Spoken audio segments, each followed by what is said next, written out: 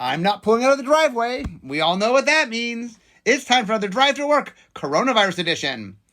Okay, so for today's interview, I have one of the early Magic designers, Mike Elliott. So, Mike, thanks for joining us. Hi, Mark. Hi, Mark's listeners. Good to be here.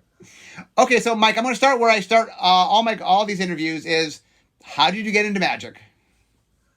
Oh, wow, that's an interesting story. I got introduced to Magic by one of my friends named Jeff Goldsmith. He's a very avid gamer. I actually still stay in touch with him. I see him every year at the Gathering of Friends, which is kind of a game convention for game designers. I started playing bridge back in 1987, and I played with a group of people from college and grad school, and we would kind of travel around to all these events and all around the West Coast. And I was at an event in Pasadena, like the end of May, early June of '94. And we were staying at Jeff's house. And after the events, we would basically, like the events would end around midnight, and we would go back and we would basically play games until like 2 or 3 in the morning, get up, play bridge, go back home, play games again, and repeat that for like 3 or 4 days. And he would always introduce like all of these weird like core hobby board games. Some of the ones we played were like Barbu, Acquire had just come out, so we would play a lot of Acquire. Formula Day. And one night he pulled out like kind of this deck of cards, and he's like, "Oh, this is a new game called Magic." And I'm like, "Okay, this sounds fun." And there were like 5 of us, and he's like, "It's a multiplayer game." And he's like, everyone starts with 7 cards. And he's like, and there's a bunch of decks in the middle. Like you have a center deck where you can draw like land cards. And then there's one deck of each color where you can draw like white cards or red cards or blue cards or black cards. And he's like, so each turn you get to decide like which color card you want to draw. So I'm like, okay, this sounds like fun. So we kind of played a game and got like, we had the attacking, and it was kind of like a regular multiplayer free-for-all Magic game. And at the end, Jeff ended up winning. I came in second. And I'm like, oh, this is fun. So when I got back to, this was in Pasadena. When I got back to Phoenix, which is where I was living at the time, I went to a core hobby game store. And I'm like, oh, I want to buy some of these cards. And there were some guys playing there, and I like started watching them play, and I'm like, wow, that's not anything like the way we played. So I like read the rule book, and I'm like, wow, this is a lot different game. So I learned the actual rules, started playing, and basically kind of abandoned all my bridge friends because I started playing Magic so much. And they started getting pissed at me because I was like now playing in all these Magic tournaments and not playing bridge with them anymore.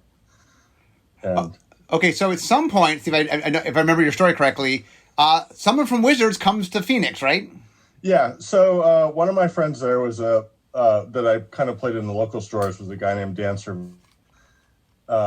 and he had told me that some of his friends were going to be like showing up from Wizards, but I didn't actually like know who they were, what they're like, who they were. He's like, oh, it's like some of my friends from Wizards are going to be out there. Like maybe I'll introduce you. So I was playing in a tournament at Arizona State University, and these guys walk up to me and they're like asking me like, oh, what do you think of the game? And I like start unloading on them about like how everything, like no one plays with creatures and everything is about balance and fireball and control decks, and like just how like balanced everything is, and like there's just not a lot of diversity. And they're like, oh, well, we work for the company. It turns out it was Joel Mick, who was at the time the head of R&D, and David Lee, who was at the time working in legal for Wizards of the Coast. They're like, why don't you come on out and interview, and we'll like, I'm like, yeah, that sounds like a lot of fun. I was working at a hospital at the time on the night shift. I'm like, yeah, this sounds like it might be an interesting career move. Okay, so you started in January of 1996, is that right? Yeah, I came out in December and found a place, and that's kind of an interesting story too, because the weekend I came out was the Black Friday weekend. Yeah. So like I come out and I'm being introduced around, and they just had a layoff where they'd laid off like 100 people or so. And Mike Davis, who was a head of R&D at the time, and sadly passed away a few years ago, was introducing me around, and everyone's like, "You're like a new hire." They just like fired. So I wasn't like particularly well received the first few days.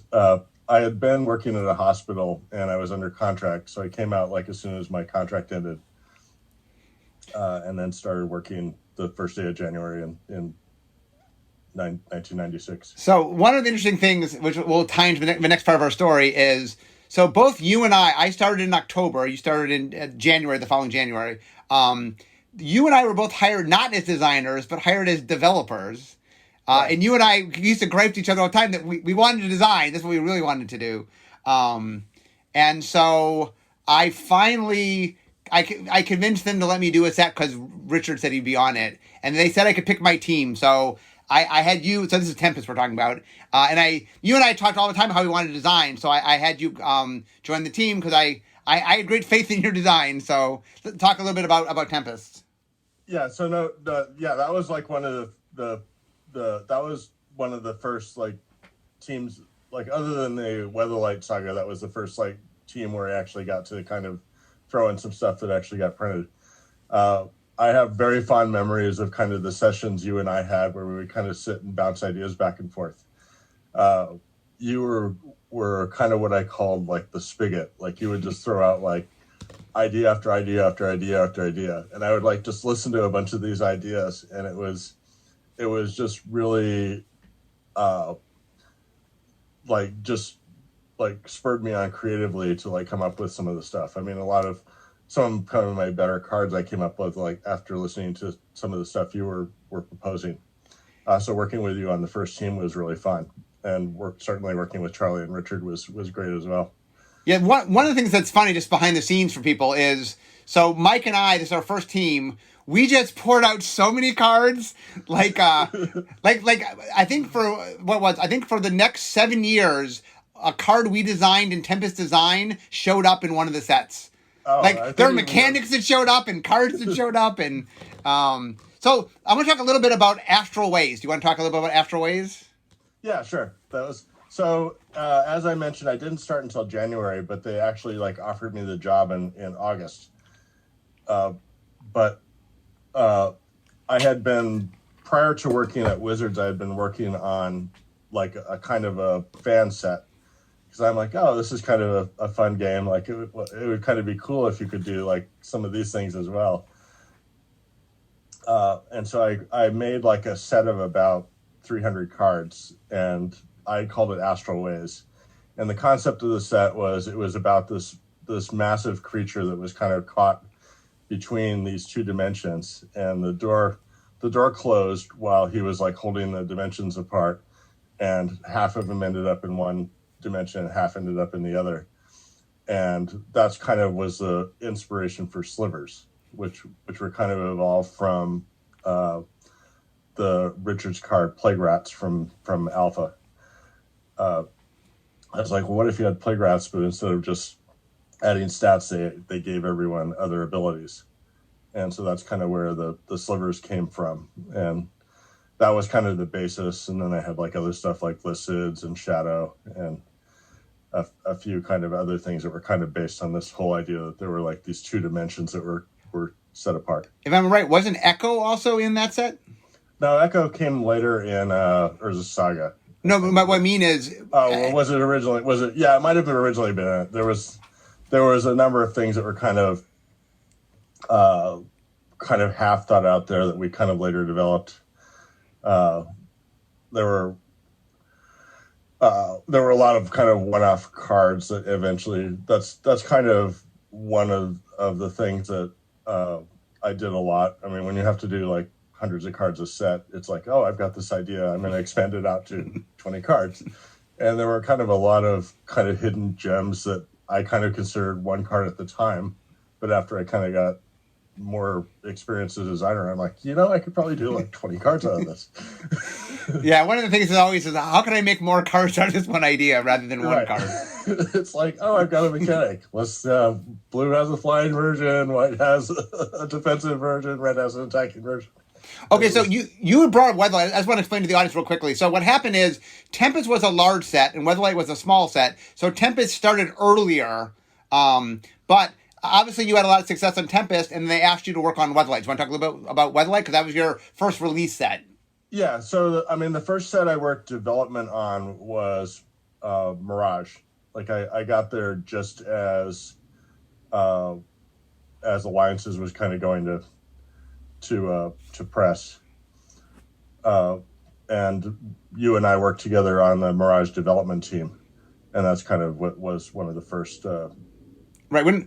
When just for the audience, a little history. When Mike and I started, at the same time, William Jockish started and Bill Rose started, and the four of us were the development. Like, we did development for everything because there wasn't like teams. Like, so for the first couple of years, we did development everything. Henry Stern would get hired a year and a half later, and he would then join that team. But early on, it wasn't like there was different development teams. It was just the four guys that did Magic did it. Funny because it's like, well, all four of us are new. It's like, who was doing this before? Well, they all went to do other stuff. They're like, we want to make new games. They went into management mostly. Yeah, they went to management.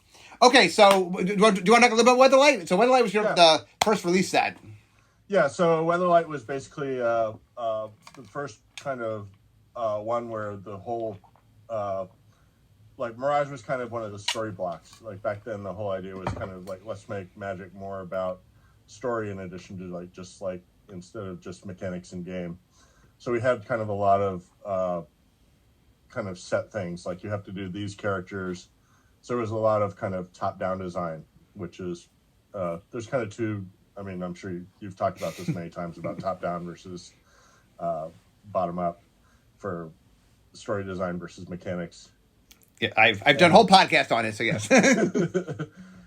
So for Weatherlight, we were basically just trying to come up with interesting twists on things that we'd done previously in the block, and kind of make it feel like it was like that was like one of the first like really thematic blocks.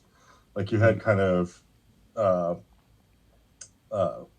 prior to that, like most of the sets were kind of just one-ofs. Like you had Fallen Empires was sort of related to Ice Age, but it was all quite different, and there wasn't really a lot of thematic ties. Homelands was a one-off, and like Legends, Arabian Nights, all of those were just one-offs. So yeah, and it was basically, I mean, it's a small team. William was on it, and Dan was on it, right? Dan Cervelli, yeah. And Taywin also. And it was so we would get together and meet. We'd come up with card ideas, and then eventually we kind of locked the set down, and then it went on to development. It was that was the first kind of Magic set where I kind of got to step in and kind of lead toward the end. Okay, so the first set that you led the whole way through, I mean, the first set you led was Stronghold. You led both Stronghold and Exodus, which were the second and third sets in the Tempest block. You want to talk a little bit about Stronghold and or Exodus? Yeah, so Stronghold was very easy because, as you mentioned, we had just so much stuff from Tempest that like it basically filled out like the next two sets without even really doing a whole lot of work. I just basically said like, okay, here's the 700 cards we didn't use in Tempest. What can I pull out here to make a 165 card set? So it was like one of the easiest sets to kind of pull together. It just had kind of extensions like, well, here's how we're twisting slivers, here's how we're twisting shadow, and you kind of like set out like little goals and then just try and make sure there's enough hooks in the set, and that there's just enough interesting cards. Oh, so once again, I'm just trying to get the audience up to speed with some behind the scenes stuff. So another thing that happened with Tempest was Mike and I had been hired as developers, but then Tempest happens and it went very well. And then all of a sudden, Mike and I were thought of as designers, and they let us start designing things. Right. It was almost like a switch flipped, and it's like, okay, you're designers now.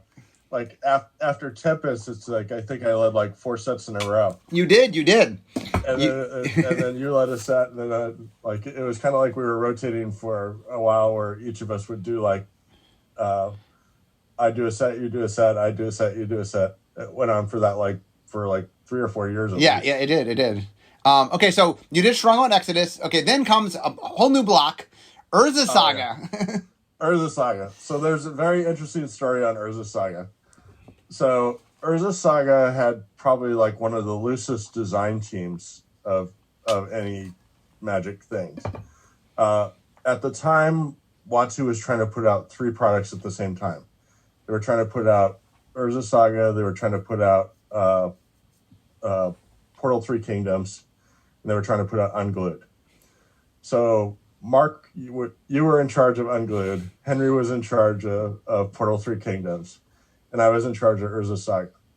So Urza Saga, like you provided me with probably like 130 cards for Urza Saga, and I kind of folded in the stuff that you provided, that Bill provided, and we had like a few informal meetings, but it wasn't like there was a full kind of set down, like let's do like solid design stuff. It was more like, here's some stuff, put this together with what you're doing. And so the set kind of got not quite hastily put together, but it didn't have kind of the full design method that most of the other sets had. So it was kind of Yeah, also I want to point out to people that so the 2 main mechanics in the set were Echo and Cycling, both of which were in Tempest design. Right. You had made Echo, which Echo I thought was from my memory was it was from Afterways, but maybe it was your mechanic. I don't know where you got it from. I always thought it was an Afterways. Maybe that's wrong. And then Richard, and there were like there was the original version of kind of the cycling stuff in Astroways before Richard did the version that went to the graveyard. Okay. Like I had 3 cards in the early one where when you played them, you could pay R. They were only in red. Mm-hmm. You could pay R, and they went to the bottom of the library. Oh, that's cool. And then when I was talking to Richard about it, he's like, well, why are you having them go to the bottom of the library? They should go to the graveyard. And I'm like, yeah, that makes a lot more sense. That's a way better version. And so that's the version we ended up using. At the time, I was kind of like super paranoid about Animate Dead. Mm-hmm. There was like this whole time frame when everyone's like, well, you can't put stuff in the graveyard because people will just animate it and bring it back, and that's going to be a disaster. And then we finally realized, well, you can kind of control that with things like disenchant and like just having a lot of anti-enchantment stuff. But so those were kind of the 2 major mechanics, but as I said, like kind of the interesting thing was how quickly the set came together. I kind of tell a story like, oh well, it came. The set went from like not being there to complete in like over a weekend. I mean, a lot of the cards we'd made in previous times. I mean, so the audience understands, it's not like in a weekend we made all the cards. In a weekend, you sort of put everything together to make the set. But then it went to like development, and as I said, like the whole company was under a crunch then. So like a lot of the development team was just me and William playtesting, while everyone else was working on like their individual projects. Yeah. So a lot of stuff kind of like that was one of the more like less developed sets that we put out, and that's an understatement. Yeah, so I go ahead. I'm sure you've told the story about like how Peter called us in and all that. I was just about to say that I have told the story of us getting chewed out by Peter. So this is a good lead into the next part. So Peter had said to us, if you do this again, if the next set is broken, you're all fired. So let's talk about the next set, Mercadian Masks. So we got kind of mixed messages out of like Peter's thing. It's like he called us in. He told us like, oh, like we've got 6 or 7 cards that like people are really unhappy with, like Tolarian Academy and Windfall, and like we had a card that was banned the first day. I mean, like that's never a good sign. That's probably like one of the most broken cards I've done. So he called us in. And he's like, oh, like don't do this again. And then like everyone's real dejected. And then a few seconds after that, he's like, but we have been getting these reports that all the stores are selling it really well. And went on for like 5 more minutes after chewing us out for 20 minutes about how excited he was about sales. And so I walked out and I was talking to Bill, and I'm like, well, that was kind of a like little mixed message there at the end. So on Mercadian Mask, we still try to do like push things, but we erred more on the side of caution than we do normally on sets. So like we had mechanics like the Rebels, but we weren't able to kind of push some of the stuff, and so some of the mechanics were a lot weaker, and the set wasn't as well received. We still had a few kind of broken cards, like Rashad and Port was a problem for the environment for a while. I think that was a Mercadian Mask, but I'm not positive. Yeah, that was a Mercadian Masks. That I made that card. That was a mistake. Yeah, and but like at the end, everyone was kind of like pushing, like, "Oh, can we make this more powerful?" And then everyone's like, "Well, we don't want to have the same thing happen that happened in Urza Saga," so we were kind of forced to dial it back a little bit.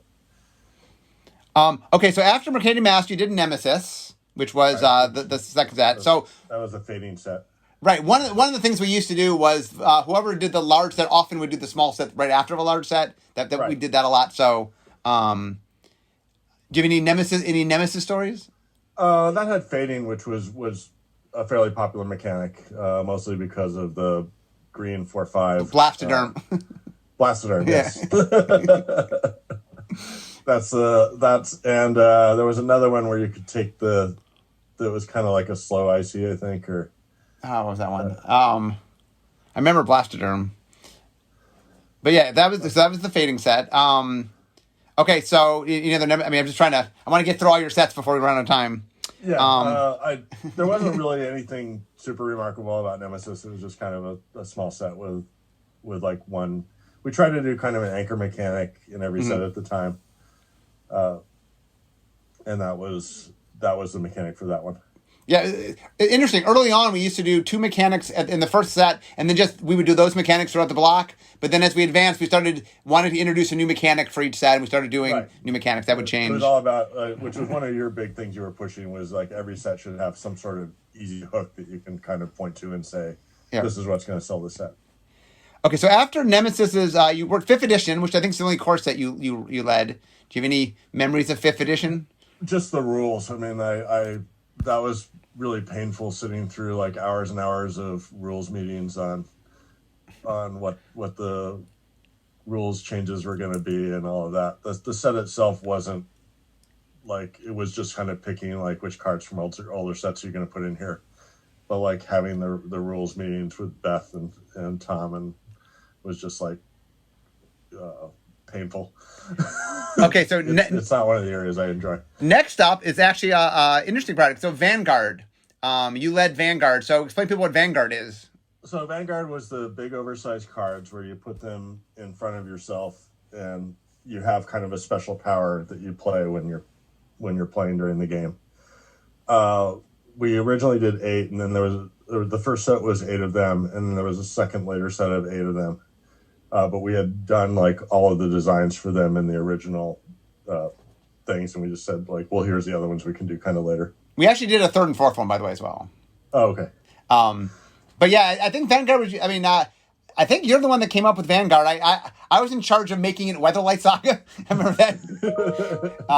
We decided there would be all the characters of Weatherlight Saga, and I had done that. So I like, who's going to be Gerard? Who's going to be? But I think it was an idea that I've been pushing around. I mean, other people had been kind of discussing it as well. So I can't take like full credit for that one, but it was the idea that like, what would happen if you had kind of this static power that only you had and your opponents didn't. The biggest problem was that some of them were much more powerful than others, and it was really hard to balance those. Yeah, they were. But the thing that's important, I just want to stress here, is one thing is you were. The idea of Magic has many different ways to play. You know, like that Vanguard's a very early version of what we now call supplemental sets, where hey, you can play Magic in this way, and you were one of the people that was very pushing for, hey, look, there's lots of fun ways to play. We really should push different ways to play Magic. And yeah, that part of that actually ties in with like one of the non-Magic designs that I did. When I used to play back in Phoenix, we would play booster drafts, like where we would basically each take a couple of boosters, we'd shuffle them up, and we'd play a game. And there wasn't any land in the boosters, so we would play. When you had a card, you could either play it as a land of that color, or you could play it as the card itself.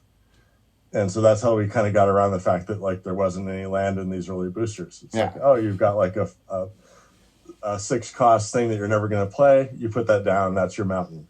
And now you can use that to cast your goblins. And I later used that as kind of a basis for a trading card game I did called Duel Masters. That was kind of like, hey, this would make a great, like, this Magic variant would make a great like actual game if you like.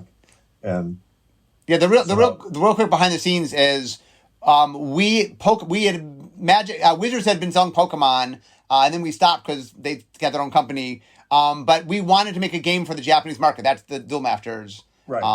And it went on. It's still played today in Japan. That's in fact like that after after I left Wizards, I basically kept working on trading card games. I've done like 20 trading card games now. The most successful ones are Duel Masters and Battle Spirits. Yeah. But I've done like that's kind of been my bread and butter for many, many years, even as a freelancer. Yeah, me too. Just I stuck to one game. But okay, so after 5th edition was Plane Shift. So you, Bill, and I were the invasion team. Right. And we did the initial work in my dad's house in Tahoe. Yeah, that was really fun. Going to Gene's place. That was like one of my other really fond memories was hanging out and kind of living together. Like it's well, we would like design for a couple days and go skiing for a day, and then we designed some more. Right. And it was only for a few days, so we didn't get kind of the roommates hate each other stuff. Yes. So Plane Shift was the middle set, right? Right. Do you have any Plane Shift stories? Not that I can remember after 20 years. Okay, we'll move on. Next up, in the next block was Onslaught. So you did both Onslaught and Legions, because once again, often we do the first and second set would be done by the same person. Do you have any Onslaught or Legion stories? Legions was the all creature set. That was one where we were specifically given a goal of let's do a creature set. Right, Legions was all creatures. Right, so we did a lot of stuff where you have creatures with comes into play effects so that we kind of simulate the spells without actually having spells. So there's all kinds of things in the set where it's like you play this and you get this happens. Right. Or we had static abilities, and I mean there's a lot of ways to make creatures kind of like other card types. So that was kind of a interesting like design parameter because it was the decision going in was making an all creature set, and so we kind of had to live under those parameters. Yeah, so for a long time, Legions was the best-selling small set. I mean, it's since been passed, but for many, many years, for like 10 years, it was the best-selling small set. And it was one of the interestingly behind the scenes, once again, it was one of the things that kind of showed us that there was a very big, what we called the Invisibles at the time, but like this casual crowd that really enjoyed, they weren't necessarily tournament players, but enjoyed casual play. And right. Legions... They were really heavy into tribal decks. Yeah, and so Legions really showed us that group for the first time. Okay, so next is Betrayers of Kamigawa, which was the middle set in the Champions of Kamigawa block. What is your memory of that? So that was one where we were kind of trying to do an Asian theme on the set. Mm-hmm. So we had things like the ninja mechanic and ninjutsu was the ninja mechanic.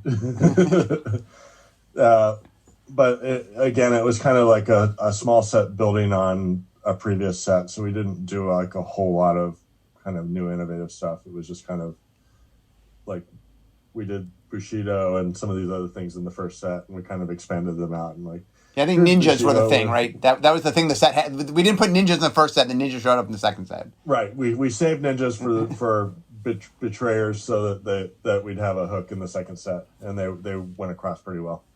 Okay, the last Magic set you led is Guild Pact, which was the second set in the Ravnica block. What's your memory of Guild Pact? So that one, there were 10 guilds, and they were broken up 4-3-3. Yeah. And we had the middle three, so we basically did a mechanic for each of the three guilds, and then all the cards in each of the guilds was kind of themed around those particular mechanics. And it was almost like we were making 3 theme decks and then throwing some extra cards in around those decks. So it was kind of an interesting way to build a set. But it was a fun one to work on. Yeah, no, it is. Ravnica's gone on. I mean, I assume you keep up with Magic, but Ravnica's gone on to be one of our most popular. I mean, if not the most popular setting we've done. So the audience loves Ravnica. So no, I know you've gone back several times. That's so when you do something for 25 years, you have to keep going back to the well a lot of times. Okay, so that's all the sets. Is there any? I mean, I'm almost to my desk here, but is there anything else from your time at Wizards I didn't hit? Any other memories you want to touch upon before we wrap up? It was just interesting, like seeing the company kind of develop out from kind of like a garage band to a major touring company. Yeah. It was kind of fun being there during those years. I mean, we had a lot of days where we'd come in at 9 and we wouldn't go home until like 1:30 or 2 in the morning. Yeah. And we'd kind of take a few breaks for like dinner, and it was a really fun like experience. I still keep in touch with a lot of people from, even though I haven't been at the company for 15 years. It's still like I still have very fond memories of my time there, and it kind of made me who I am today. So like I can't really have any complaints. And then one of the things I want to stress is just for people who are, I like to think of myself as a Magic historian. Mike, you contributed so much. There's so much stuff that's just a part of what Magic is that you really contributed. And like I said, we hit upon some of them, stuff like slivers and the stuff that, but a lot of early Magic, so much of what we built upon was a lot of the work that you did. And like, when you go back and look at these early sets and watch a lot of the evolution, a lot of that was due to you. So the reason I wanted to have you on is, you were a very, very big part of early Magic, early and middle Magic. And so I'm trying the best I can in the interviews to pull all these different people in, and I've been interviewing lots and lots of people from all across the thing. But I believe you still hold. I mean, I believe you are number 2 in most design sets led, which is impressive. 15 years later, that's impressive. Well, I'm number 1. I got you beat by a bit, but. Oh, those fighting words. So you were number 1 for a while, but I did manage to pass you. So. But like I said, one of the reasons I wanted to bring you on is you were super influential, and I if you play Magic and there's things you enjoy in Magic, that Mike has his fingerprints on a lot of that. So I hopefully a lot of the audience might not know you just because you 15 years ago for a lot of them was a long time ago. Some of them not so long, but for a lot of players. Yeah. So anyway, I'm glad to have you on. Oh, thanks. Yeah, I think probably the ones that seem to be most popular, like Slivers and Madness, are probably like the two that were most.